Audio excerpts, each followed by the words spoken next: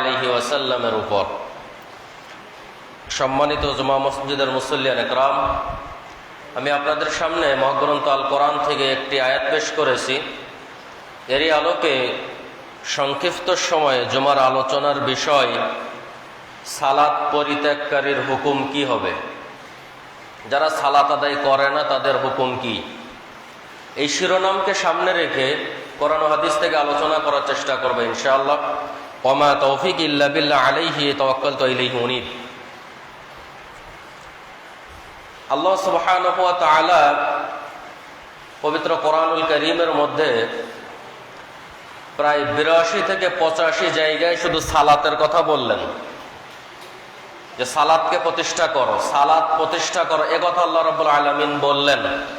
কিন্তু আমরা মানুষ এতটাই খারাপ, এতটাই অবাগা যে আমরা আল্লাহ সুবহানাহু ওয়া তাআলার কথাকে মানতে চাই না, আল্লাহ রাব্বুল আলামিনের কথা আমরা শুনতে চাই না। যেখানে আল্লাহ রাব্বুল আলামিন বারবার সালাতের কথা বললেন, কিন্তু আজকে আমরা সেই সালাত থেকে গাফেল। সালাত থেকে এমনভাবে গাফেল, ডাক দিলেও আসতে চায় না। সালাতের কথা বললে, ভাই আসেন না সালাতে যাই, হুজুর প্যান্টটা পাক নাই। কিন্তু আপনি তদন্ত করে দেখেন, ওর বাপ দাদা পরদাদা আরো যত দূর পর্যন্ত যাবেন, ২০০-২৫০ বছর পর্যন্ত আপনি তার অতীতে ফিরে যান, সবাই মুসলমান, বয়স ২২-২৩ বছর বয়স, বললে বলে হুজুর প্যান্টটা পাক নেই। আরে ভাই আসেন না, মাগরিবের সালাতের আজান দিয়েছে তো, হুজুর আমার এত ব্যস্ত, আমার মাদবদি যাইতেই হবে, না গেলে আমার বিশাল সমস্যা হবে। মানে যত অজুহাত, যত বাহানা, যত কথা, সবই সালাতের উপরে। আপনি মসজিদে একটা আয়োজন করেন, যে কোনো একটা আয়োজন হতে পারে, বিরিয়ানি হতে পারে, তেহেরি হতে, যে কোনো একটা খাবারের আয়োজন করেন, এটা যে কোনো খাবার হতে পারে, দেখবেন যে খাবারের ২ থেকে ২.৫ ঘন্টা আগে লোক এসে উপস্থিত। কথা বুঝতে পারেননি? মিনিমাম ২ থেকে ২.৫ ঘন্টা আগে লোক এসে উপস্থিত হবে। কেন? যে আজকের খাবার পরিবেশন হবে। যে পারে না সে খাবারের ডেকের লারো গিয়ে বয়ে থাকবে। মানে হ্যাঁ, এমন ভাব করবে, মনে করবে যে কমিটি যেন আমারে অনুমতি দেয় সাইদারি করার। তাহলে আমাদের এই আগ্রহটা, এই যে আমাদের বিভিন্ন কাজের প্রতি যে আগ্রহটা, এটা যদি আমরা সালাতের প্রতি আজকে দেখাতাম, তাহলে আজকে আমাদের সমাজের চিত্রটা এমন হতো না। সমাজের চিত্র পরিবর্তন করার জন্য, সমাজ যদি আমরা পরিবর্তন করতে চাই, পরিবার যদি পরিবর্তন করতে চাই, নিজের ব্যক্তিগত জীবনকে যদি পরিবর্তন করতে চাই, তাহলে একটা মাধ্যমে পরিবর্তন করা যায়, সেটা হচ্ছে সালাত। সালাত ছাড়া অন্য কোনো মাধ্যমে কোনো কিছু পরিবর্তন করা সম্ভব নয়। আপনি যাই বলেন, এই নেতা বলেন, এই ব্যক্তি বলেন, এই দল বলেন, এই সংগঠন বলেন, সবাই যদি সালাত আদায় করে রাসূলের পদ্ধতিতে, তাহলে ওই দল, ওই সংগঠন, ওই পরিবার, ওই রাষ্ট্র, ওই এলাকা পরিবর্তন হতে বাধ্য। কিন্তু আমরা এটা করতে চাই না। তাই তো আল্লাহ সুবহানাহু ওয়া তাআলা ১৯ নম্বর সূরা মারিয়ামের ৫৯ নম্বর আয়াতের মধ্যে আল্লাহ বলছেন, ফাখালাফা মিন বা'দিহিম খালফুন আদাউস সালাওয়াত। আল্লাহ রাব্বুল আলামিন বলছেন, তাদের পরে এমন কিছু লোক আসলো, তাদের পরে এমন কিছু খারাপ মানুষ, অপদার্থ মানুষ আসলো, যারা তাদের সালাতকে বাতিল করে। আল্লাহ বলছেন অপদার্থ, খারাপ মানুষ বললেন আল্লাহ। পৃথিবীর সবচেয়ে দামি আল্লাহর সৃষ্টির মধ্যে দামি জিনিস হচ্ছে মানুষ। আবার আল্লাহ রাব্বুল আলামিন এই মানুষদেরকে কুকুর শ্রীগাল বললেন, শূকর বললেন। আল্লাহ কে বলছেন? আল্লাহ। ৭ নম্বর সূরা আরাফের ১৭৯ নম্বর আয়াতে আল্লাহ বলছেন, ওরাই হচ্ছে গরু ছাগল, ওরাই হচ্ছে শূকরের চাইতে নিকৃষ্ট মানুষ। কেন? আল্লাহ রাব্বুল আলামিনের বিধান না মানার কারণে। আপনি এই আয়াতের তাফসিরগুলো পড়েন, তাফসিরগুলো পড়লে আপনি নিজেই বুঝতে পারবেন, যারা সত্যটা জানার পরেও মানে না, সালাত যারা আদায় করে না, তারাই গরু ছাগল, তারাই শূকর, আল্লাহ বলছেন। তাহলে এখন যদি আপনি আমাকে কিছু বলেন যে না হুজুর আমাকে গরু ছাগল বললো কেন, এই হুজুর দিয়ে সমাজ চলবে না, আমাকে কেন, সারা পৃথিবীর আলেম তোমাকে এই কথা বলবে, তুমি পরিবর্তন না হলে কার কি চাই আসে? কারোর ১ পয়সা ক্ষতি হবে না, নিজের ক্ষতি হবে। এখানে আল্লাহ রাব্বুল আলামিন বলছেন, ফাখালাফা মিন বা'দিহিম খালফুন আদাউস সালাওয়াত, যারা এমন কিছু অপদার্থ লোক আসলো যারা তাদের সালাতকে বাতিল করে। সালাত বাতিল বলে কারা? সালাত বাতিল করে কারা? এই আয়াতের এতটুকুর ব্যাখ্যায় তাফসীরকাররা তিনটা ব্যাখ্যা উল্লেখ করেছেন। দেখেন তো এই তিনটার মধ্যে আপনি আছেন কিনা। যদি থাকেন পরিবর্তন হতে হবে। জুমার আলোচনার মাধ্যম মানে বিষয়টা কি, যে আসলাম সপ্তাহে একদিন আসলাম এটা নয়, আসতে হবে। হুজুর যেটা বলবে সেটা যদি কোরআন হাদিস মোতাবেক হয়, সেই হাদিস অনুযায়ী হয়, আল্লাহর কিতাব থেকে হয়, তাহলে সেটা বাস্তবায়ন করতে হবে, সেটা নিজের জীবনে মানতে হবে। এটাই তো আমাদের বিষয়।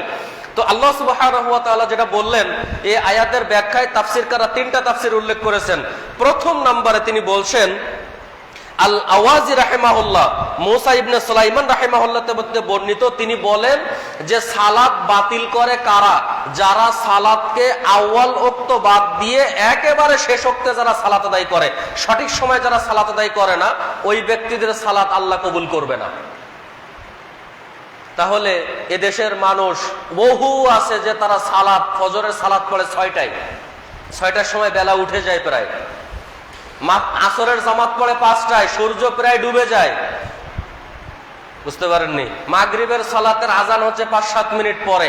এই যে মানে আপনার যে বিষয়গুলা আল্লাহ রাব্বুল আলামিনের আয়াতের ব্যাখ্যায় মুসা ইবনে সুলাইমান রাহিমাহুল্লাহ তিনি বলছেন যারা সঠিক ওক্তে সালাত আদায় করে না, ওই ব্যক্তির সালাত আল্লাহ রাব্বুল আলামিন কবুল করে না।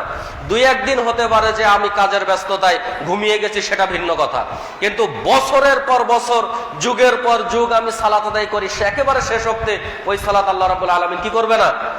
কবুল করবে না। তাহলে আপনার আমার মধ্যে যদি এই দোষটা থাকে, পরিবর্তন করা জরুরি কিনা?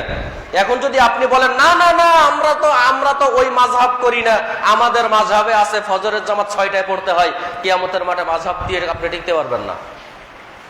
মাযহাবকে সামনে রেখে কিয়ামতের মাঠে আপনি বাঁচতে পারবেন না। বাঁচার একমাত্রই পথ, একমাত্রই তরিকা, সেটা হচ্ছে আল্লাহর কোরআন এবং আল্লাহ রাসূলের হাদিস। এই অনুযায়ী যদি আপনার জীবন চলে, তাহলে কিয়ামতের মাঠে বাঁচতে পারবেন, তাছাড়া বাঁচার কোনো উপায় নেই। 2, তাফসীর ইবনে কাসীরের মধ্যে আসছে যে যারা নিজে কোনো মানুষের উপরে রাগ করে, হতে পারে কমিটির সাথে 2-4টা কথা হয়ে গেছে, সভাপতির সাথে 2-4টা কথা হয়ে গেছে, ক্যাশিয়ারের সাথে 2-4টা কথা হয়ে গেছে, সেক্রেটারি সহসভাপতির সাথে 2-4টা কথা হয়েছে, এখন সে মনোমালিন্য করে বলছে আমি আর এই মসজিদে সালাত পড়বো না। এখন সে কি করে? ওই বাজারে চলে যায়, না হলে মাতাইন চলে যায়, না হলে মাদবদি চলে যায় নামাজ পড়তে। ওই ব্যক্তির সালাত আল্লাহ কবুল করবে না। এরকম মানুষ আছে না নাই সমাজে? 2-1 জন। ইমাম সাহেব কি বলছে? ইমাম সাহেব বলছে যে নামাজ পড়ে না, ওর বাড়িতে খাবে না, তো ও কি করছে? রাগ করে প্রত্যেক দিন ও বাজারে নামাজ পড়ে, ওই ব্যক্তির নামাজ আল্লাহ কবুল করবে না। এরকম মানুষ অহরহ সমাজে ঘুরে, বুঝতে পারেন নাই? হয়তোবা কথা হয়েছিল যে ওই ব্যক্তিকে সেক্রেটারির পদ দেওয়া হবে, এখন কোন একটা কারণে ওনাকে পদ দেওয়া হয়নি, তো বলছে আমি আর এই মসজিদে নামাজ পড়বো না। তো নামাজ না পড়লে তোমার কি হবে? মসজিদ বন্ধ থাকবে? মসজিদ বন্ধ থাকবে না, মসজিদ মসজিদের মতোই চলবে, আল্লাহর ঘর আল্লাহই চালাবে, কিন্তু তোমার সালাত আল্লাহ কবুল করবে না, এটাই হচ্ছে চূড়ান্ত কথা, বুঝতে পারেননি? আর 3 নম্বর খন্ডের 58 নম্বর পৃষ্ঠায় সুনানে আন-নাসাই 1894 নম্বর হাদিস সহিহ ইবনে হিব্বানের মধ্যে আসছে, হুযায়ফা রাদিয়াল্লাহু তাআলা আনহু এক ব্যক্তিকে সালাত আদায় করতে দেখলেন। তো সালাত আদায় করা দেখার পরে ওই ব্যক্তিটা যখন সালাত শেষ করলো, তখন ওই ব্যক্তিটাকে ডাক দিলেন, মুরব্বী টাইপের ব্যক্তি। তো তিনি বলছেন যে আপনি যে এই সালাতটা আদায় করলেন, এই সালাতটা কতদিন ধরে আপনি আদায় করেন? তো বলছে আমি দীর্ঘ 40 বছর ধরে আদায় করি। তো 40 বছর ধরে যদি সালাত আদায় করে, তাহলে মিনিমাম তার বয়স 55 থেকে 60-এর কাছাকাছি কথা, বুঝতে? তার মানে তো মুরব্বী। 40 বছর সালাত আদায় করলে তার মিনিমাম বয়স তো 55 হবেই, হতে পারে 2-1 বছর এদিক সেদিক হতে পারে। তো তিনি বলছেন যে আমি এরকম সালাত 40 বছর ধরে আদায় করি। তখন হুযায়ফা রাদিয়াল্লাহু তাআলা আনহু বলছেন যে আপনি এক ওয়াক্ত সালাতও 40 বছর আদায় করেন নাই। আচ্ছা, কোন ইমাম সাহেব যদি কোন মুসল্লির বলেন চাকরি থাকবে? চাকরি থাকবে না। তো হুযায়ফা রাদিয়াল্লাহু তাআলা আনহু বললেন যে না, আপনি এক ওয়াক্ত সালাতও আপনি আদায় করেন নাই 40 বছর ধরে। কেন? তো বলছে আপনি যে সালাতটা আদায় করলেন, সালাতের আদব হয় নাই, সালাতের রুকু ঠিক হয় নাই, সালাতের সেজদাটা ঠিক হয় নাই, সালাতের যে আরকান আহকাম রয়েছে এইগুলো একটাও ঠিক হয় নাই। এই জন্য আপনি এক ওয়াক্ত সালাত আল্লাহর দরবারে আপনার কবুল হয় নাই। 40 বছর সালাত পড়েছে, এক ওয়াক্ত সালাত কবুল হয় নাই। এরপরে হুযায়ফা রাদিয়াল্লাহু তাআলা আনহু বলছেন, আপনি যে সালাতটা আদায় করেন, যদি সালাত পরিবর্তন না করেন, আপনার নিয়ম অনুযায়ী যদি পড়েন, তাহলে এই সালাত পড়তে পড়তে পড়তে পড়তে যদি আপনার মৃত্যু হয়ে যায়, তাহলে আপনি বেঈমান হয়ে, মুশরিক হয়ে, কাফের হয়ে আপনি মারা যাবেন, কিন্তু সে মুসলমান ঘরের সন্তান। তাহলে বলেন, নলি ভরতে গেলেও সাধারণ ন্যূনতম জ্ঞান থাকা লাগে যে কিভাবে তার ভরতে হয়, কতটুকু ভরতে হবে, কয়শোটা বেশি হলে ওটা খুলে নিতে হবে। এই জ্ঞানটুকু না থাকলে নলি ভরার জন্য মানুষ লোক নেয় না। ঠিক কিনা? না ভুল বললাম? এখন কাপড় আমি বুনতে পারি না, আমাকে নিবেন? আমি যদি বলি আমার মাসে 1 লাখ টাকা বেতন দিতে হবে, দিবেন? দিবেন না। কিন্তু সালাতের ক্ষেত্রেও তিনি বলছেন যে আপনি এই রকম সালাত আদায় করতে করতে যদি মারা যান, তাহলে আপনি বেঈমান হয়ে মারা যাবেন, আপনার ঈমান থাকবে না। কেন? আল্লাহ রাসূল যে দ্বীন ধর্ম আল্লাহর কাছ থেকে নিয়ে এসেছেন, তার বিপরীতে আপনি মারা যাবেন। তাহলে যারা সালাত পড়ে না, তাদের কি মুসলমান মনে হয়? অসম্ভব। বাপ নিয়মিত 5 ওয়াক্ত সালাতের প্রথম কাতারের মুসল্লি, সন্তান নামাজ পড়ে না, কিচ্ছু বলে না। ইমাম সাহেব 2 দিন ছুটি কাটাইলে, হুজুর সাবধান করে দিলাম, এরপরে তো ছুটি বেশি হইলে আপনারা রাখতাম না।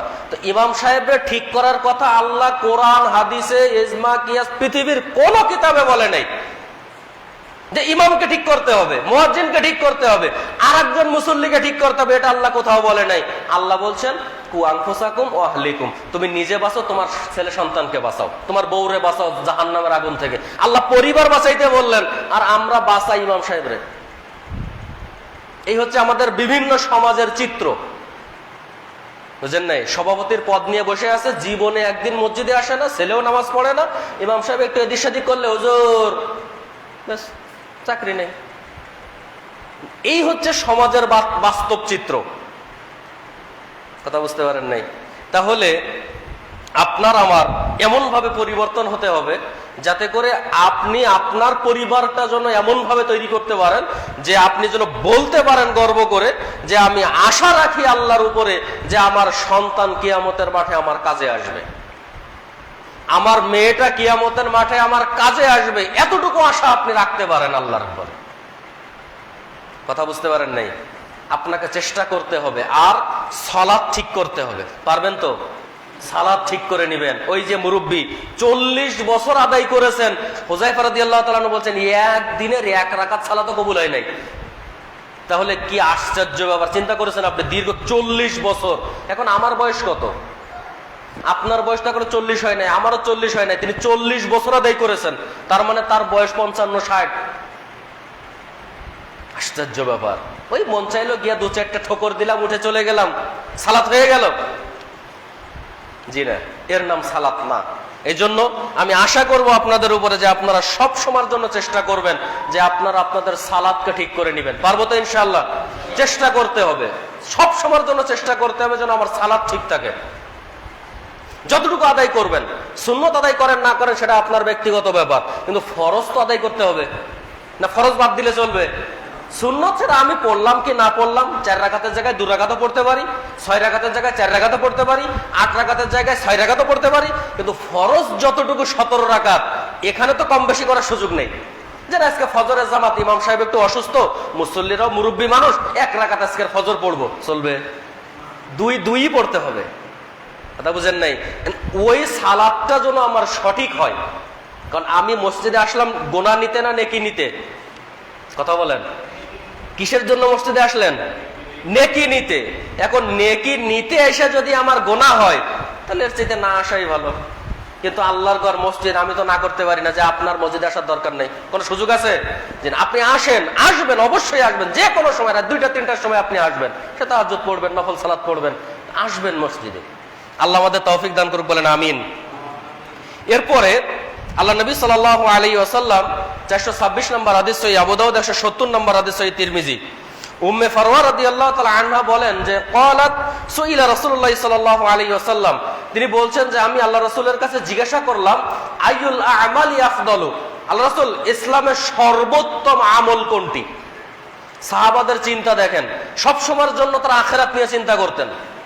আর আমাদের দু চারটা টাকা হলে পাশের মানুষকে জিগায়, ভাই ওই যে হ্যার বাড়ির পিছনের যে জায়গাটা আসলে কি কাগজপত্র ঠিক আছে, দলিলপত্র ঠিক আছে নি, আমি কিনতে চাইছিলাম, কত দাম কয়? হ্যাঁ 40 লাখ কয়, 2-1 লাখ বেশি হইলেও সমস্যা নেই। আমাদের দুনিয়ার চিন্তা। আর সাহাবাদের চিন্তা ছিলেন সব সময়ের জন্য আখিরাতে কিভাবে আমি জিতবো। এখন আমাদের মানুষের ভিতরে আখিরাতের চিন্তা একেবারেই কম।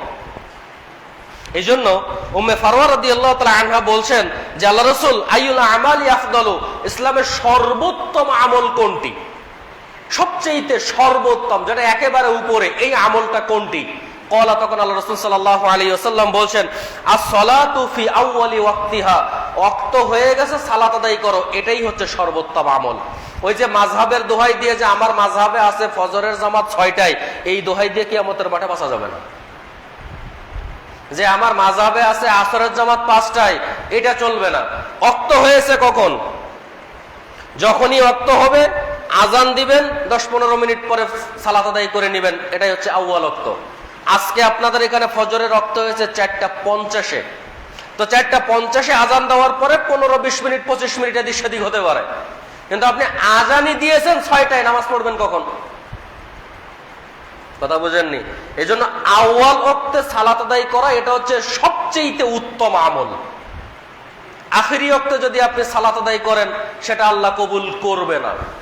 একেবারে শেষের দিকে নিয়মিত বছরের পর বছর চলে যাচ্ছে, আপনি একেবারে শেষ ওয়াক্তে সালাত আদায় করতেছেন, এই সালাত আল্লাহ রাব্বুল আলামিন কবুল করবে না। যদি আল্লাহর কাছে সালাত কবুল করাতে চাই, তাহলে অবশ্যই অবশ্যই আমাদের চেষ্টা করতে হবে আউয়াল ওয়াক্তে সালাত আদায় করার। পারবো তো ইনশাআল্লাহ? আল্লাহ আমাদের কবুল করুক, বলেন আমিন। এরপরে আল্লাহ সুবহানাহু ওয়া তাআলা যে বললেন যে এমন কিছু অপদার্থ লোক আসলো যারা তাদের সালাতকে বাতিল করে। এই যে যারা সালাত বাতিল করে, এদের থাকার জায়গা কোথায়? এরা কোথায় থাকবে? জান্নাতে থাকবে না জাহান্নামে থাকবে? এই আয়াতের শেষেই আল্লাহ রাব্বুল আলামিন বলছেন, ফাসাউফা ইয়ালকাউনা গায়্যা, যারা সালাত বাতিল করে তারা অচিরেই জাহান্নামের গায়্যা নামক স্থানে যাবে। কোথায় যাবে? জাহান্নামের গায়্যা নামক স্থানে যাবে। তো গায়্যা শব্দের অর্থটা কি? ইবনে মাসউদ রাদিয়াল্লাহু তাআলা আনহুকে যখন জিজ্ঞাসা করা হলো যে ভাই গায়্যাটা কি, তখন তিনি বলছেন এটা জাহান্নামের বিশাল বড় একটা গর্ত। সেই গর্তটা অনেক গাতা, বিশাল পরিমাণে গর্ত, সেটা বিশাল এরিয়া নিয়ে অনেক গভীর। এইটার নাম হচ্ছে গায়্যা। এই গায়্যায় কারা যাবে? যারা সঠিক ওক্তে সালাত আদায় করে না তারা। আর যারা কমিটির উপরে, ইমামের উপরে, মসজিদের উপরে রাগ করে অন্য মসজিদে যারা সালাত আদায় করে, এই ব্যক্তিরাও জাহান্নামে যাবে। আর যাদের রুকু সেজদা ঠিক হয় না সালাতে, ইচ্ছা করেও ঠিক করে না, অনিচ্ছা করেও যারা ঠিক করে না, তারাও এই গায়্যা নামক স্থানে যাবে। এরপরে ইবনে মাসউদ রাদিয়াল্লাহু তাআলা আনহু বলছেন যে গায়্যা নামক স্থানে 3 ধরনের খাবার থাকবে। যে কোনো স্থানে কিন্তু খাবার থাকে কিনা? জান্নাতে যাবেন, জান্নাতেও খাবার আছে, জাহান্নামে যাবেন, জাহান্নামেও খাবার। তো ইবনে মাসউদ রাদিয়াল্লাহু তাআলা আনহু বলছেন গায়্যা নামক স্থানে 3 ধরনের খাবার থাকবে। প্রথম নাম্বার খাবার হচ্ছে গন্ধযুক্ত। এত পরিমাণ গন্ধ, পচা খাবার, তার ধারে কাছে পর্যন্ত যাওয়া যাবে না, এত পরিমাণ গন্ধ। ওই গন্ধযুক্ত খাবার যারা সঠিক সময় সালাত আদায় করে না তাদের খাওয়ানো হবে। যারা মসজিদের উপরে রাগ করে নিজের বাড়ির মসজিদে সালাত আদায় করে না তাদেরকে খাওয়ানো হবে। যারা সালাত সঠিক করে আদায় করে না তাদেরকে খাওয়ানো হবে। 2, পুজ চিনেন? শরীরে ফোড়া হলে, বা আপনারা কি বলেন এটারে,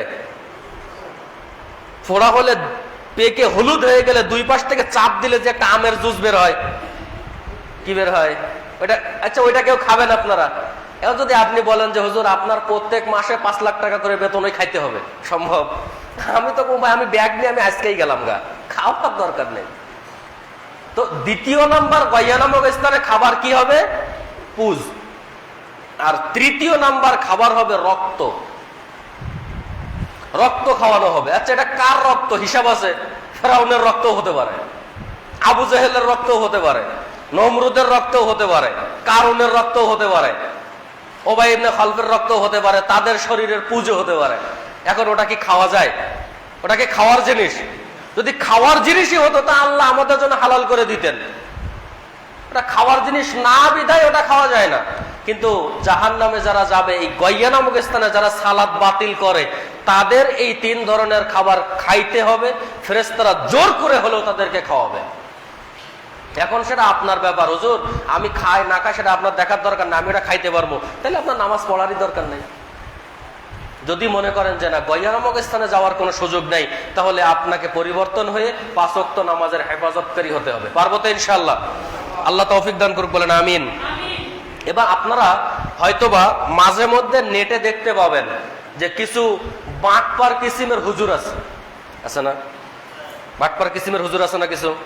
তো এই বাটপার কিসিমের যারা হুজুর, তারা অনেক সময় বলবে যে আমি এত বছর কোরআন পড়েছি, এতবার কোরআন খতম করেছি, কিন্তু যারা নামাজ পড়ে না জাহান্নামে যাবে এরকম কোনো আয়াত নেই।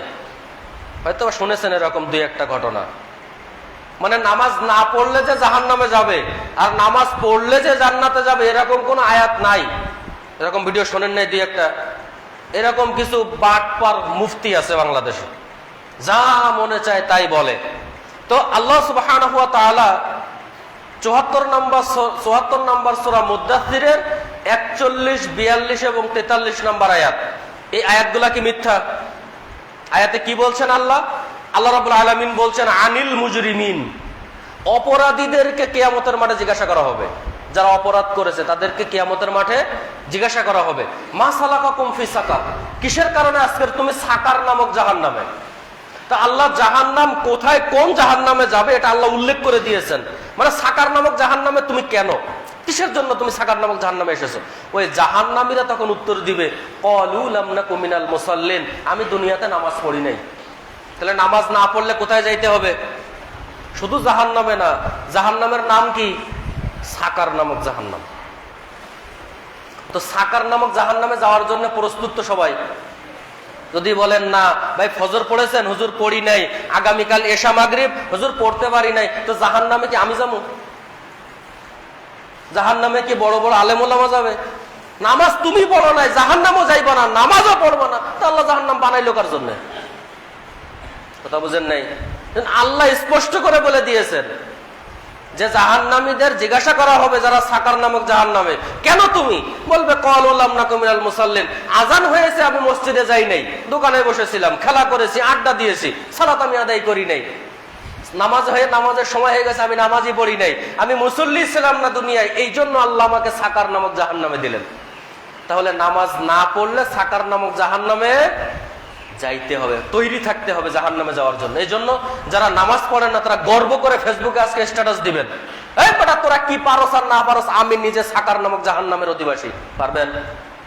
ফেসবুকে স্ট্যাটাস দিতে পারবেন? তা আপনার মুখে আবার কেমনে বাইরে যে ইসকান হটাও বাংলাদেশ বাঁচাও, তুমি তো বড় ইসকন, তুমি তো বড় ইসকনের দালাল, নামাজ পড়ো না, আল্লাহর কোরআন মানো না, তুমি ইসকান হটাবা কেমনে? বলেন আপনি। আমি কিন্তু ইসকনের পক্ষে না, ইসকনের বিপক্ষে, কিন্তু ইসকন হঠাতে কারে নিয়ে যাব? ফজরের সময় 4-5 জন মুসল্লি, তাও মুরব্বী, হুজুর হাঁটতে পারি না, মাজার সমস্যা, জোয়ান মানুষ সব খেতা গায়ে দিয়ে ঘুমায় গরু ছাগলের মতো। কেন? সমাজ পরিবর্তন কি বাতাসে হবে? এমনি হবে? জমা মসজিদ কেন চালু করেছেন? সমাজ পরিবর্তন করার জন্য। সমাজ পরিবর্তন আজ 40 বছরে হয়নি, তো জমা বন্ধ করে দেন। জমা রাখার প্রয়োজন নেই, ওই মাধবদী নরসিংদী গিয়ে জমা পড়বেন। আপনার তো পরিবর্তন হওয়ারই ইচ্ছা নেই। যদি পরিবর্তন হওয়ার ইচ্ছা থাকতো তাই 40-50 বছর আপনাদের মসজিদে হয়েছে, এতদিন পরিবর্তন হয়ে যেত সমাজ। আল্লাহ রাব্বুল আলামিন আমাদেরকে নামাজি হওয়ার তৌফিক দান করুক, বলেন আমিন। এরপরে অনেক মানুষ অজুহাত খুঁজে, কেমন? আল্লাহ রাসূল সাল্লাল্লাহু আলাইহি ওয়াসাল্লাম 1374 নম্বর হাদিস সহিহ মুসলিম, 849 নম্বর হাদিস সুনানে আন-নাসাইতে আসছে, আল্লাহ রাসূল সাল্লাল্লাহু আলাইহি ওয়াসাল্লাম বলছেন, মান সাররাহু আন ইয়ালকাল্লাহ গাদান মুসলিমান, কোন ব্যক্তি যদি আগামীকাল আল্লাহর সাথে সাক্ষাৎ করে আনন্দিত হতে চায়, আমরা চাই কিনা? আল্লাহর সাথে চাই কিনা? মানে আপনারা চান না মনে হয় আল্লাহর সাথে দেখা করতে, চান না?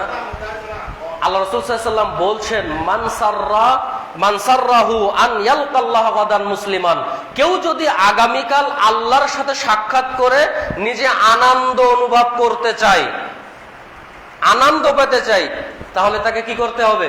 ফালিউহাফিজু আলা হাউলাই সালাওয়াতিল খামস, দিনে এবং রাতের 5 ওয়াক্ত সালাতকে হেফাজত করতে হবে। ফজর যারা পড়েন নাই তারা মুসলমান না, আল্লাহ রসুলের হাদিস। এখন যদি আপনি আমাকে বলেন আপনার মসজিদে রাখবো না, 1 পয়সা আমার ক্ষতি হবে না। আপনি যে কাফের এ কথাই চূড়ান্ত। কারণ 5 ওয়াক্ত সালাত যে হেফাজত করবে সেই আল্লাহর সাথে মুসলমান হিসেবে সাক্ষাৎ করতে পারবে। যার 5 ওয়াক্ত হয় নাই সে মুসলমান না, আল্লাহর সাথে সে সাক্ষাৎ করতে পারবে না। হাদিস তার প্রমাণ, হাদিস সহিহ মুসলিমের। 19-20 করার কোনো ক্ষমতা নেই। আমার বহু রেকর্ড আছে, খুতবা দিয়ে আমার চাকরি চলে গেছে। কয় জায়গা নিবেন, আমি প্রমাণ সহ লিখে দিতে পারি।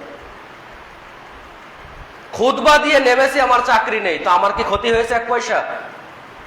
ওরা মনে করেছিল যে হুজুর এখান থেকে চলে গেলে আর চাকরি জুটবে না, হুজুর না খেয়ে মরে যাবে। আমার রিজিকের দায়িত্ব কোনো মানুষের হাতে না। কার হাতে? আল্লাহু খায়রুর রাজিকিন। রিজিক কার হাতে? আল্লাহর হাতে। কিন্তু পরিবর্তন হতে হবে তো আপনার। আলোচনা শুনেছেন, একটু গরম আলোচনা, কড়া আলোচনা হলেই কমিটিরা গুতাগুতি করে যে হুজুর চলবে না। কারণ আমার উল্টে দেখা গেছে আজকে আলোচনা সব, বুঝলেন নাই? আমি 2023-এ, সম্ভবত 2023-এ রমজানের পরে আমার বাড়িতে গেলাম, দেশের বাড়ির পাশের এলাকায় এক মসজিদে খুতবা দিয়ে নেমেছি। মুরব্বী মানুষ, পরিচিত আমাদের সাথে। তো উনি আমাকে বলছেন, ভাতিজা যা খুতবা দিছো সব আমার উর্ফে দেখা গেছে। আচ্ছা কন, আচ্ছা আমি কি আপনারা চীনা খুতবা দিছি? কথা বুঝেন নাই? কয় ভাতিজা যা খুতবা দিছো সব আমার উর্ফে দেখা গেছে। তো আমার স্যার ছিলেন ওইখানে একজন, আমার স্যার, তিনি বলছেন, এই মিয়া হুজুরে কি তোমার চিন্না খুতবা দিছে যে সব তোমার উর্ফে দেখা গেছে? আমি যদি ভাই চোর হই, এখন যদি হুজুর বলে যে চোর খারাপ, এখন যে চোর তার তো গায়ে লাগবে। এখন যদি নামার পরে কয় হুজুর আপনি আমার নিয়ে খুতবা দিচ্ছেন, আরে ভাই আপনি চোর না ডাকাত আমি তো নিজেই জানি না। এরকম বহু নজির আছে। আপনার এই রূপগঞ্জের এক ঘটনা, একদিন হুজুর খুতবা দিয়েছে নেশাদার দ্রব্য নিয়ে। তো নেশাদার দ্রব্য নিয়ে খুতবা দেওয়ার পরে ওই লোকটা সচরাচর মসজিদে যায় না। তো হুজুরও তাকে চিনে না যে ও লোকটা কেমন কি। এখন ওই লোকও মসজিদে আসছে, খুতবা ওই বিষয় হইছে। এখন আলোচনা শেষের পরে হুজুর আমার দেখে এই বিষয়ে খুতবা দিছে, এই হুজুর চলতো না। আচ্ছা এই দোষ কি হুজুরের? এখন যদি এই দোষ আপনারা বিশ্রান, আজীবন কেন কিয়ামত পর্যন্ত আল্লাহ রাসূল এখানে এসে খুতবা দিলেও সমাজ পরিবর্তন হওয়া সম্ভব না। জিবরাইল আলাইহিস সালামও যদি এখানে এসে খুতবা দেয় তাহলেও সমাজ পরিবর্তন হওয়া সম্ভব না। সম্ভব তখনই হবে। আমি তো রেফারেন্স সহ বলছি, আপনি রেফারেন্স গুলো খোলেন, আপনি প্লে স্টোরে যাবেন, আপনার সবাই তো অ্যান্ড্রয়েড মোবাইল 2-1টা করে আছে। প্লে স্টোরে গিয়ে আল হাদিস বলে সার্চ দিবেন। আল হাদিস একটা অ্যাপস আছে, ওই অ্যাপসের মধ্যে প্রায় 30,000-এর বেশি হাদিস আছে। কত হাজার? 30 থেকে 40,000 হাদিস আছে ওর ভিতরে। হাদিস নাম্বারগুলো আপনি নোট করেন, নোট করে ওখানে যান। যদি 19-20 কিছু পান তখন আপনি আমাকে এসে ধরিয়ে দেয় বাটপার মিথ্যা কথা বলো খুতবায় দাঁড়িয়ে, তখন আপনি আমাকে কিছু বলতে পারেন। কথা বুঝেননি মনে হয়? তখন আপনি আমাকে কিছু বলতে পারেন।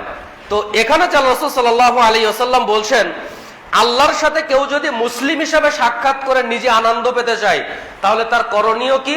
দিনে এবং রাতের 5 ওয়াক্ত সালাতকে হেফাজত করতে হবে। ফজর, জোহর, আসর, মাগরিব, এশা, এই 5 ওয়াক্ত সালাত যদি কেউ হেফাজত করতে পারে তাহলে সে মুসলমান হয়ে, মুমিন হয়ে আল্লাহর সাথে সে সাক্ষাৎ করতে পারবে। কিভাবে? হাত্তা ইউনাদি বিহিন্না, যেখানেই সালাতের আজান হোক না কেন। এখন আপনি গেছেন জোয়ারিয়াকান্দা, আসরের আজান দিছে, আপনি চিন্তা করলেন নোরালাপুর গিয়া যদি নামাজ না পড়ি তাহলে আমার নামাজ কবুল হইতো না। বিষয় কি এমন? গেছেন নরসিংদী কোনো কাজে, মাগরিবের আজান দিছে, এখন আপনি কইলেন না নোরালাপুর গিয়ে নামাজ না পড়লে মাগরিবের নামাজ কবুল হবে না, এইরকম বিষয়? জি না। আল্লাহ রাসূল বলেছেন হাত্তা ইউনাদি বিহিন্না, যেখানে সালাতের আজান হয়েছে ওইখানে সালাত পড়তে হবে। হ্যাঁ, যদি আপনি বলতে পারেন যে না আমি এখান থেকে গিয়ে বাড়ির মসজিদে নামাজ ধরতে পারবো, তাহলে আপনি যান। কিন্তু যদি মনে করেন যে না ধরতেই পারবো না, তাহলে যেখানে আছেন ওইখানে সালাত পড়ে নিতে হবে। আল্লাহ আমাদের তৌফিক দান করুক, বলেন আমিন। এবার আসেন, আল্লাহ রাসূল সাল্লাল্লাহু আলাইহি ওয়াসাল্লাম, আল্লাহ নবী সাল্লাল্লাহু আলাইহি ওয়াসাল্লাম বলছেন 148-49 নম্বর হাদিস সহিহ মুসলিম, 2620 নম্বর হাদিস সহিহ তিরমিজি। জাবের রাদিয়াল্লাহু তাআলা আনহু বলেন যে আমি আল্লাহ রাসূলকে বলতে শুনেছি যে আল্লাহ রাসূল এটা বলেছেন। কি বলেছেন? ইন্না বাইনা রাজুলি ওয়া বাইনা শিরকি ওয়াল কুফরি তারকুস সালাত, কোন বান্দা কাফের এবং মুশরিকের মধ্যে পার্থক্য হচ্ছে সালাত। ফজরের আজান মুয়াজ্জিন দিয়েছে হাইয়া আলাস সালাহ, হাইয়া আলাল ফালাহ, আস-সালাতু খায়রুম মিনান নাওম। নামাজ থেকে ঘুম উত্তম নাকি ঘুম থেকে নামাজ উত্তম? ঘুম থেকে নামাজ উত্তম কইলেন তো আপনি, কিন্তু আপনি ফজরে আসেন না, তাহলে আপনি এই বাক্যের সাথে মুনাফিকি করেন কিনা বলেন? অবশ্যই আপনি তাহলে মুনাফিক। আমরা তো মুনাফিক খুঁজে পাই না সমাজে, যে কে মুনাফিক? আরে ইমাম সাহেবই বড় মুনাফিক। মানে যত হাঁটি গুটি নাটি গুটি যা আছে সব ইমাম সাহেব, বুঝলেন না? এখন যদি বলি যে আপনি নামাজ পড়েন আপনি মুনাফিক, বাইরে কে পাট পারে হুজুরেই মুনাফিক, এগুলি কি আমগো মুনাফিক কয়? তো এই যে আল্লাহ রাসূল সাল্লাল্লাহু আলাইহি ওয়াসাল্লাম বলছেন যে বান্দা কাফের এবং মুশরিকের মধ্যে পার্থক্য কি? সালাত। তাহলে আজকের যারা আসর পড়বেন না তারা কি ফতোয়া দেন আপনারা কি মুনাফিক? তাহলে এর থেকে বাঁচার উপায় কি? ওই যে আসরের আজান হলেই মসজিদে আসতে হবে, মাগরিবের আজান হলেই মসজিদে আসতে হবে, এশার আজান হলেই মসজিদে চলে আসতে হবে। তাছাড়া আপনি কিন্তু কাফের। আপনি কি হয়ে যাবেন? কাফের হয়ে যাবেন। আর যারা নামাজ পড়ে না তাদের কিয়ামতের মাঠে তারা কার সাথে থাকবে? তারা ফেরাউনের সাথে থাকবে। ফেরাউন ভালো মানুষ না খারাপ মানুষ?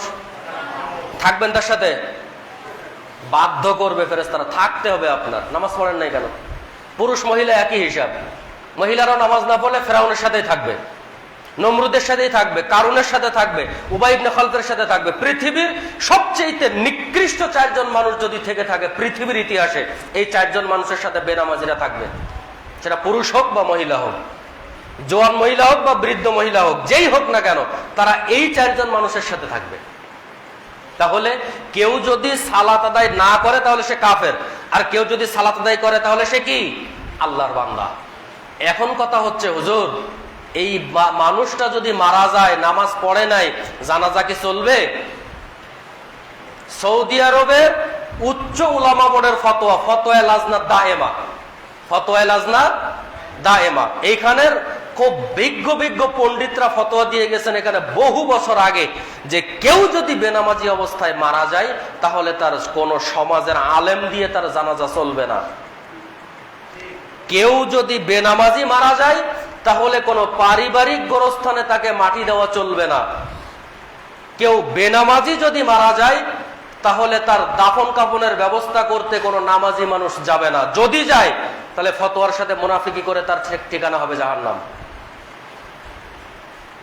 বলেন, জানাজা চলবে না তার, কি করবেন? অনেক মসজিদের সভাপতি তো নামাজ পড়ে না, ইমাম সাহেব জানাজা না পড়লে চাকরি হবে।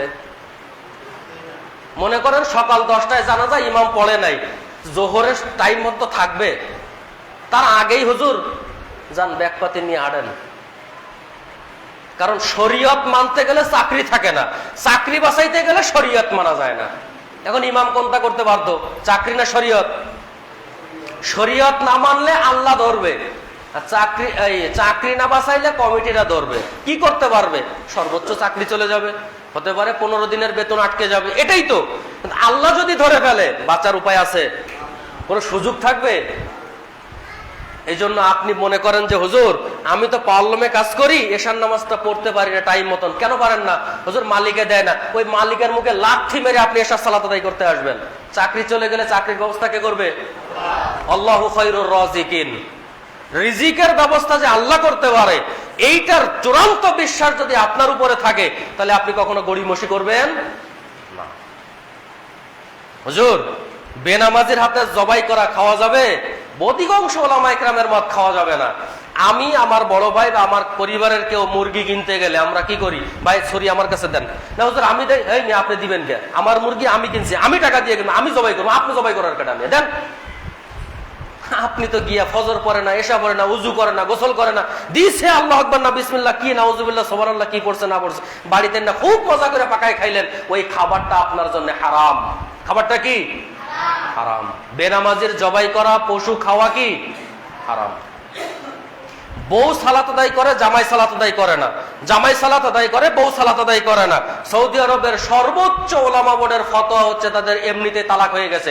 এখন যতবার সহবাস করবে ততবার ধর্ষণ হবে, ছেলে সন্তান হলে সেটা আগাছা হবে, বেজম্মা হবে, সেটা তার কোনো বাপের পরিচয় থাকবে না।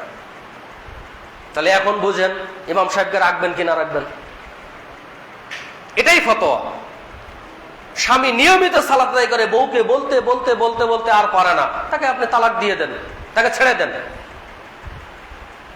কথা বুঝেননি? এটাই এখন বাড়িতে গিয়ে আবার জোর করে দিলাম তোরে একসাথে 3 তালাক, না, আগে বুঝাইতে হবে। শরীয়তের বিধান কি আগে বুঝাইতে হবে। যতক্ষণ আপনার ধৈর্যে কোলায় ততক্ষণ আপনি বুঝাবেন। আজকে বুঝাইলেন, 5 দিন পরে আবার বোঝান, আবার 5 দিন পরে আবার বোঝান, এইভাবে আপনি 2-1 বছর এরকম করতে থাকেন। যখন একেবারেই না কোলাবে তখন আপনি কোর্টে গিয়ে পিটাপিট করে নিতে পারেন। যেটা পরামর্শ থাকলো, আদেশ না। আল্লাহ আমাদেরকে সঠিকটা বোঝারও মানার তৌফিক দান করুক, বলেন আমিন। এরপরে আমরা তো মনে করি যে শিরক কাকে বলে? আমরা মনে করি যে মাজারে গিয়ে সেজদা দিলে শিরক হয়, তাই না? মাজারে গিয়ে সেজদা দিলে কি হয়? শিরক হয়। মাজারে 5টা টাকা দিলে শিরক হয়। মাজারে একটা গরু মানত করলে শিরক হয়। আরো শিরক আছে যেটা সমাজের মা বোনরা বেশি করে থাকে। কি? 3 মাস 4 মাস 5 মাস 6 মাস 1 বছর 1.5 বছরের বাচ্চা কোলে নিয়ে বাহিরে বের হওয়ার সময় আঙ্গুলের মাথায় কালো একটা কি লাগিয়ে ডান পাশে অথবা বাম পাশে টিপ দেয়, আছে না সমাজে? মুসলমান সমাজ, আহলে হাদিস সমাজ, তারপরেও এটা করে। এটা করলে শিরক হয়। কি হয়? অনেক বাচ্চাকে দেখবেন, আমি গত কয়েকদিন আগে একটা বাচ্চাকে দেখেছি, ডান পাশে অথবা বাম পাশে কালো একটা টিপ দেয়। কেন দেয়? যাতে বাহিরের কোনো মানুষের নজর না লাগে। তো নজর লাগবে না বিধায় কপালে টিপ দিলাম, টিপ দেওয়াটা কি? শিরক। আবার অনেক মানুষ দেখবেন যে রাত্রিবেলাতে গাছের ফল পাড়তে নেই, পাতা ছিঁড়তে নেই, ঘরে হাত ধোয়া যে এঁঠো পানি, ময়লা পানি ভাত খাওয়ার পরে ওটা বাইরে ফেললে ঘরের অমঙ্গল হয়, ফল ছিঁড়লে বাচ্চার অমঙ্গল হয়। এই যে যাবতীয় বিষয়গুলো, এই যাবতীয় বিষয় যদি আমি মেনে নেই তাহলে আমি কি করলাম? শিরক করলাম। এই শিরকের বাহিরে আর একটা শিরক আছে যেটা আমরা জানি না। আল্লাহ রাসূল বলছেন 1080 নম্বর হাদিস সহিহ ইবনে মাজাহ, আল্লাহ রাসূল সাল্লাল্লাহু আলাইহি ওয়াসাল্লাম বলছেন, লাইসা বাইনাল আবদি ওয়া শিরকি ইল্লা তারকুস সালাত। আল্লাহ রাসূল সাল্লাল্লাহু আলাইহি ওয়াসাল্লাম বলছেন, মুমিন বান্দা এবং শিরকের মধ্যে পার্থক্য হচ্ছে সালাত বর্জন করা। মুমিন বান্দা এবং শিরকের মধ্যে পার্থক্য কি? সালাত ছেড়ে দেওয়া। এরপরে রাসূল সাল্লাল্লাহু আলাইহি ওয়াসাল্লাম বলছেন, ফাইদা তারাকাহা ফাকাদ আশরাক। আর যে ব্যক্তি সালাত পরিত্যাগ করলো সে অবশ্যই আল্লাহর সাথে শিরক করলো। সহিহ মুসলিমের হাদিস, মান মাতা ইশরিকু বিল্লাহি শাইয়ান দাখালান নার। কেউ যদি শিরক করে মারা যায় তাহলে তার থাকার জায়গা হবে জাহান্নাম। কোথায়? আল্লাহ কোরআনে সূরা মাইয়াদার মধ্যে বলছেন, কেউ যদি শিরক করে মারা যায় তাহলে সে চিরস্থায়ীকাল জাহান্নামের মধ্যে থাকবে। তাহলে আপনি ফজর পড়েন নাই, জোহর হতে হতে যদি মারা যান আপনি শিরক করেছেন, হাজারো পৃথিবীর সমস্ত আলেম দিয়েও যদি আপনার জানাজা পড়ানো হয়, আপনি কি জাহান্নাম থেকে বাঁচতে পারবেন? কথা বুঝেননি? মনে করেন যে বিশাল বড় বড় আলেম ওলামা দিয়ে আপনার কবর খোঁড়া হলো, কাফন পরানো হলো, গোসল দেওয়া হলো, জানাজা পড়ানো হলো, দোয়া করা হলো, তারপরেও কি জাহান্নাম থেকে বাঁচতে পারবেন? কেন? আপনি ফজর আদায় করেন নাই, জোহর আদায় করেন নাই, আসর আদায় করেন নাই, তার মানে আপনি আল্লাহর সাথে শিরক করেছেন। কার সাথে? আল্লাহর সাথে। এখন তো আপনি অহরহ দিন শিরক করেন, মানে এখন কিছুই মনে হয় না যে আমরা শিরক করি, কিছুই মনে হয় না। বাপ কোন রকম বয়স 30, 40, 50 হয়ে গেছে, ছেলের বয়স 15, 20, ছেলে সালাত আদায় করে না, বাপ কোনোদিন কিছু বলতে পারে না। আমরা এখনো যদি সালাত আদায় করতে 2-1 মিনিট দেরি হয়ে যায় তারপরও বাপ মুখের উপরে ধমক দেয়। ঈদের দিন এই কোরবানির সময় না, কোরবানির সময় না, আমার 4 নাম্বার ভাইয়ের বিয়ের সময় এশার আজান হয়ে গেছে। তো আমরা চাচতো ভাই আমরা সবাই বসে গল্প করতেছি, আজান হয়েছে, আমরা শুনতে পেয়েছি নামাজে যাব। আমার বাবা ঘর থেকে বের হয়ে বাথরুমে গিয়ে ওযু করে বের হয়েছেন। বের হয়ে আমরা তখন গল্প করছি, আমরা 5 ভাই, চাচতো ভাই সবাই একসাথে বসে। তো বসে গল্প করার সময় হঠাৎ করে আব্বু ওযু করে বাথরুম থেকে বের হয়ে তখন তিনি প্রথম কথা বলছেন, ওযুর পরে দোয়া পড়ে তার প্রথম কথা হচ্ছে এটা, এই আজান কি শুধু ইমাম সাহেবের জন্য দেয়? এটা ওনার প্রথম কথা। আপনি বাপ কোনোদিন এই কথা বলতে পেরেছেন? তা আপনার সন্তান এই কুকুর শ্রীগালের মতো রাস্তাঘাটে ঘুরবে না তো কে ঘুরবে? কোনোদিন বলেছেন আপনি আজান কি শুধু ইমাম সাহেবের জন্য দেয়? তিনি এ কথা আমাদেরকে বলছেন, ওযু কর মসজিদে যা, এভাবে ধমক দিয়ে। আপনি কোনোদিন আপনার সন্তানকে ধমক দিতে পারেন না। ওই সন্তান আপনাকে জাহান্নামে নিয়ে যাবে। কিভাবে? আপনার আল্লাহকে বলবে, আল্লাহ আমি তো জাহান্নামে একা যাব না, তো আমার বাপ মাকে নিয়ে আসেন, এনে জাহান্নামের মুখে শোয়াবেন, দরজার মুখে। আপনার সন্তান, যাকে আপনি কোনোদিন নামাজের কথা বলেন নাই, ধমক দেন নাই, ওই সন্তান আপনার কলিজায় পা দিবে কোথায়? এখন আমি আমার বাপের কলিজায় পা দিতে পারবো? সম্ভব? এটা কিয়ামতের মাঠে সন্তান যদি জাহান্নামী হয়, তো আপনার বাপ মায়ের কলিজার উপরে সন্তান পা দিয়ে কলারটাকে ধরে নিয়ে টানতে টানতে হেসরাতে হেসরাতে জাহান্নামের মধ্যে নিয়ে যাবে ওই বাপ মার, যে বাপ মার নিয়মিত সালাত আদায় করেছিল, সন্তানকে কোনোদিন নামাজের কথা বলেনি। প্রত্যেক বছর বছর আপনার স্ত্রীর গর্ভে 2-1টা করে সন্তান হচ্ছেই, আর সমাজ ভরতেছে, আর আমরা গর্ব করি আমাদের সমাজে এত মানুষ। আপনার একবার কুকুরে বাচ্চা জন্ম দেয় 7টা আর 6টা, আপনিও জন্ম দিচ্ছেন, তার মধ্যে আমার মধ্যে তো একটু পার্থক্য থাকা দরকার। আমি মানুষ, সে কুকুর, আমার মধ্যে মনুষ্যত্ব আছে, কিন্তু আমি যদি নামাজই আদায় না করি তাহলে তো আমার ভিতরে মনুষ্যত্ব নেই। আমার ভিতরে কি নেই? মনুষ্যত্ব নেই। এমন অনেক প্রমাণ আছে। মাহফিলের দিন মাহফিল করেছে, রাত 12টা-1টা পর্যন্ত মাহফিল শুনে ফজরের জামাত আদায় করে নিয়ে, এরকম বহু নজির কমিটি আমার চোখের সামনে ভাসে। মাহফিল দিয়ে কি লাভ? কি হবে? সমাজ পরিবর্তন হবে? হবে না। মসজিদের ক্যাশে বা মাদ্রাসার ক্যাশে বা স্কুলের ক্যাশে কিছু টাকা গরম হবে, এটাই। সম্মানিত হাজিরিন, তাহলে শিরক যদি আমরা করি তাহলে থাকার জায়গা কোথায় হবে? জাহান্নাম। আজকের এই দীর্ঘ আলোচনার আজকে এটাই পড়া, যে আমি জীবনে যতদিন বেঁচে থাকবো আল্লাহর সাথে একদিনের জন্য শিরক করব না। পারবো তো ইনশাআল্লাহ? কি করতে হবে? সালাত ছাড়া যাবে না। জীবনে একদিনও আল্লাহর সাথে কি করা যাবে না? শিরক করা যাবে না। তাহলে কি করতে হবে? সালাত ছাড়া যাবে না, সালাত আদায় করতে হবে। পারবো তো ইনশাআল্লাহ? এবার আসেন বিভিন্ন বিদ্বানদের মত। আমরা তো বলি, আরে আমি ইমাম আবু হানিফার দল করি, আমি ইমাম আবু হানিফাকে মানি, তো আপনি ইমাম আজম আবু হানিফা রাহিমাহুল্লাহর দল করেন, এটা আমার দেখার বিষয় নাই। কিন্তু ইমাম আবু হানিফা মাযহাব মানার পরেও যে আপনি নামাজ পড়েন না, ওনার যে একটা ফতোয়া আছে, ফতোয়া কি আপনি মানেন? ফতোয়াটা কি? ইমামুল আজম আবু হানিফা রাহিমাহুল্লাহ এবং ইমাম আহমদ ইবনে হাম্বল রাহিমাহুল্লাহ দুইজনের একত্রে মত হচ্ছে, কোন ব্যক্তি যদি সালাত আদায় না করে তাহলে তাকে হত্যা করার দরকার নেই, তাকে মেরে ফেলার দরকার নেই, তাকে কি করতে হবে? জেলখানায় বন্দী করতে হবে। জেলখানায় বন্দী করে প্রতিদিন তাকে জুতা দিয়ে মারতে হবে। কি দিয়ে? কথা বলেন, কি দিয়ে মারতে হবে? জুতা দিয়ে মারতে হবে প্রতিদিন।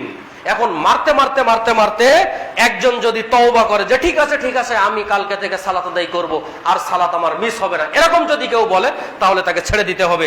আর যদি কেউ না করে তাহলে ও যতদিন বেঁচে থাকবে ততদিন তাকে জুতা দিয়ে মারতে হবে। এটা ইমাম আবু হানিফা রাহিমাহুল্লাহর মত। এখন এটা কি সমাজে চালু করা সম্ভব?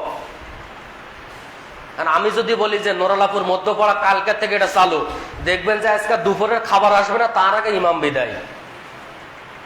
ইমাম শাফি রাহিমাহুল্লাহ, ইমাম মালিক রাহিমাহুল্লাহ, ইমাম আহমদ বিন হাম্বল রাহিমাহুল্লাহ আর একটা মত, তিনারা বলছেন যদি কোনো ব্যক্তি অলসতা করে হোক, ইচ্ছা করে হোক, অনিচ্ছা করে হোক, কেউ যদি সালাত ছেড়ে দেয় তাহলে তাকে 3 দিন জেলখানায় বন্দী করতে হবে। কয়দিন? 3 দিন। 3 দিন জেলখানায় বন্দী করার পরে কেউ যদি তওবা করে ফিরে আসে যে না আমি আজকের থেকে সালাত আদায় করব, এরকম যদি কেউ তওবা করে ফিরে আসে তাহলে তাকে ছেড়ে দিতে হবে। আর যদি কেউ তওবা না করে তাহলে তাকে মৃত্যুদণ্ড দিতে হবে, ফাঁসি দিয়ে তাকে মারতে হবে। এটাই শরীয়তের বিধান। কিন্তু আজকের কি করা হয়?